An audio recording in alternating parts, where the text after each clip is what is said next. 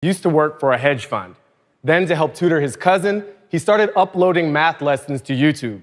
In true entrepreneurial spirit, he turned these one-on-one lessons and grew them into the Khan Academy, delivering over 380 million lessons in over 36 languages all across the world. Ladies and gentlemen, please put your hands together for Sal Khan.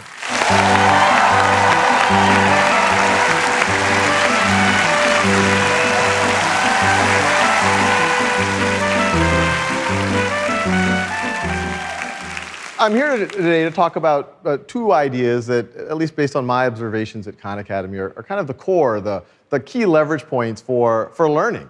And it's the idea of mastery and the idea of mindset. And I saw this in the early days when I was working with my cousins. A lot of them were having trouble with math at first because they had all of these gaps accumulated in their learning. And at some point, they got to an algebra class, and they might have been a little bit shaky on some of the pre-algebra. And because of that, they thought they didn't have the math gene. I saw it in the early days when I was uploading some of those videos on YouTube, and I realized that people who are not my cousins were watching.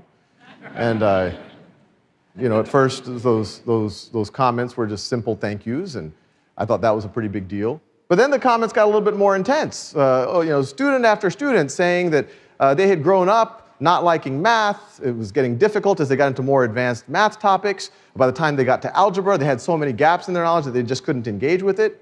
But when they were a little bit older, they took a little bit of agency. They found resources like Khan Academy, and they were able to fill in those gaps. In a lot of ways, this is how you would master a lot of things in life. It's the way that you would learn a martial art. In a martial art, you would practice the white belt skills as long as necessary, and only when you've mastered it, you would move on to become a yellow belt. This is not the way that a traditional academic model is structured, the type of academic model that most of us grew up in.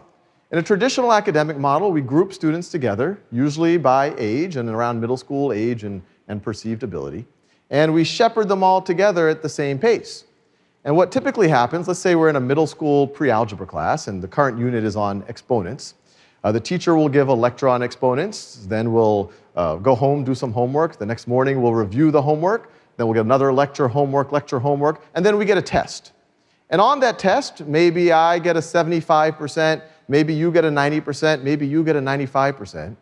And even though that test has identified gaps in our knowledge, I didn't know 25% of the material. Even the A student, what was the 5% they didn't know? Even though we've identified those gaps, the whole class will then move on to the next subject. And that process continues, and you immediately start to realize how strange this is. I didn't know 25% of the more foundational thing, and now I'm being pushed to the more advanced thing. And this will continue for months, and it'll continue for years, all the way to at some point, I might be in an algebra class or a trigonometry class, and I hit a wall, and then I start to disengage. So the idea of mastery learning is to do the exact opposite. Instead of artificially constraining when and how long you work on something, do it the other way around. What's variable is when and how long a student actually has to work on something, and what's fixed is that they actually master the material. And it's important to realize that not only will this make the student learn their exponents better, but it'll reinforce the right mindset muscles. It makes them realize that if you got 20% wrong on something, it doesn't mean that you have a C branded in your DNA somehow. It means that you should just keep working on it. You should have grit. You should have perseverance. You should take agency over your learning.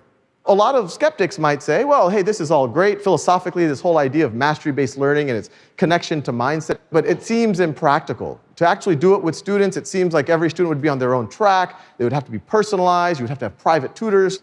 But now, today, it's no longer impractical. We have the tools to do it. Students need an explanation at their own time and pace. Well, there's on-demand video for that. They need practice. They need feedback. Well, there's adaptive exercises. It's readily available for students. And when that happens, all sorts of neat things happen. One, the students can actually master the concepts, but they're also building their growth mindset, they're building their grit, their perseverance, they're taking agency over their learning. And all sorts of beautiful things can start to happen in the actual classroom. And this isn't even just a nice to have. I think it's a social imperative. We're exiting what you could call the industrial age, and we're going into this, information revolution. In the industrial age, society was a pyramid. And at the base of the pyramid, you had a large pool of, you needed human labor. In the middle of the pyramid, you had kind of an information processing, a bureaucracy class. And And at the top of the pyramid, you had your owners of capital and your entrepreneurs and your creative class. But we know what's happening already as we go into this information revolution. The bottom of that pyramid, automation is going to take over.